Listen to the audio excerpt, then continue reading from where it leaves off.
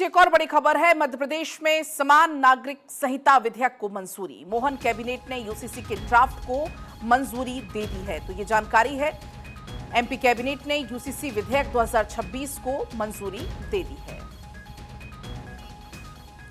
प्रयास किया है।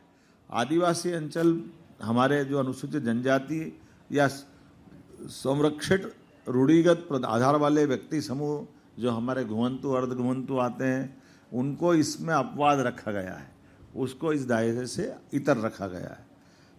सभी धर्मों की बात मैंने कही कि सभी धर्मों के लिए एक समान शर्त है।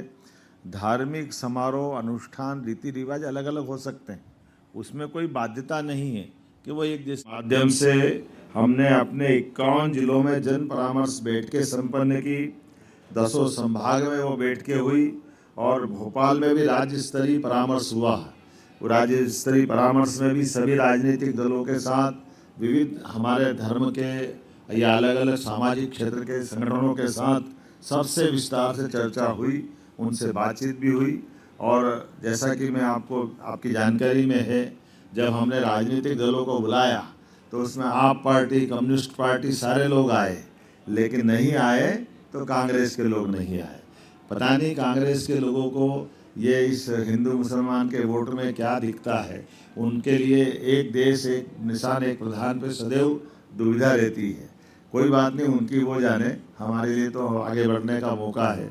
हमने जब अपने सभी धर्मों की समानता के लिए आगे बढ़ने का संकल्प किया, और ये भी उल्लेखनीय है कि जब रिपोर्ट सबमिट हुई और जानकारी आई, तो उस जानकारी के रिकॉर्ड में एवरेज 80% से ज़्यादा मुस्लिम बहनों ने इस नियम को लागू करने के लिए पक्ष में बात कही।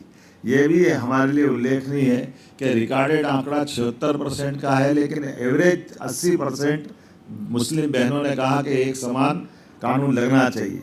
और 40% मुस्लिम भाइयों ने भी कहा है, नामजद भी आकर के बैठकों में इस बात को कोट किया कि ये हमारे लिए कानून लगना चाहिए। तो आज मुझे इस बात की प्रसन्नता है, 70 साल के इतिहास में ये युगांतकारी क्षण है, जिसकी साक्षी 8.5 करोड़ जनता बन रही है। जब हम मध्य प्रदेश की धरती पर समान अधिकार, समान अवसर, समान नागरिक, समान न्याय के स्वर्णिम चतुर्भुज के उदय की तरफ बढ़ रहे हैं। आज मध्य प्रदेश की कैबिनेट ने समान नागरिक संहिता विधेयक 2026 को सहर्ष सर्वानुमति से स्वीकृति प्रदान की है। मैं हमारे सभी माननीय मंत्रिमंडल के साथियों के साथ आप सबको भी बधाई देना चाहूँगा। इस विधेयक को 20 जुलाई 2026 से प्रारंभ हो रहे विधानसभा के सत्र में रखने के लिए हमारी कैबिनेट के अनिवार्यता की बाधा या उसकी मदद से हमने इस दिशा में आगे कदम बढ़ाया। तो अभी आपने सुना मध्य प्रदेश के सीएम मोहन यादव को यहां पर पूरी जानकारी यहां पर साझा उनके द्वारा की जा रही थी। इसी बीच मेरे साथ अखिलेश जुड़ चुके हैं, उनके पास और ज्यादा जानकारी के लिए चलेंगे। अखिलेश, एक लंबा इंतजार चूंकि इसके लिए किया जा रहा था, बीच में स्टेटमेंट भी सीएम डॉक्टर मोहन यादव के आए थे, और अब मध्य प्रदेश में समान नागरिक संहिता विधेयक को मंजूरी कैबिनेट से मिल गई है। बिल्कुल पलक, हम कह सकते हैं कि यूसीसी लागू होने की दिशा में अंतिम पड़ाव जो था वो पार कर लिया गया। कैबिनेट की मंजूरी हो गई है और कल से विधानसभा का सत्र है। अगले 4 दिन ये सत्र चलेगा, 5 दिन, और इन 5 दिन के दौरान ही इसको पास कर लिया जाएगा, क्योंकि सरकार के पास बहुमत है।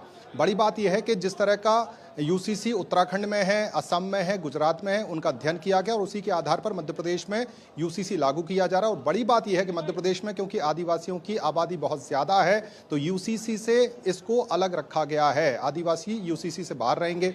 वहीं जिस तरह से जो अगर मुस्लिम पक्ष की बात करें, अल्पसंख्यकों की बात करें, तो जो बहुविवाह की बात है उस पर रोक रहेगी। लिव इन रिलेशन अगर आप रख रहे हैं तो उसको कानूनी वैधता देनी होगी, एक तरह से रजिस्ट्रेशन कराना होगा, तमाम तरह की बातें हैं। और बड़ी बात यह है कि जो 80-20 की राजनीति हम पूरे देश में देख रहे हैं, खासतौर से अमित शाह जी के बाद से, उसमें एक कदम मध्य प्रदेश ने भी बढ़ा दिया है। जी ठीक है अखिलेश, बहुत आपका शुक्रिया पूरी जानकारी के लिए।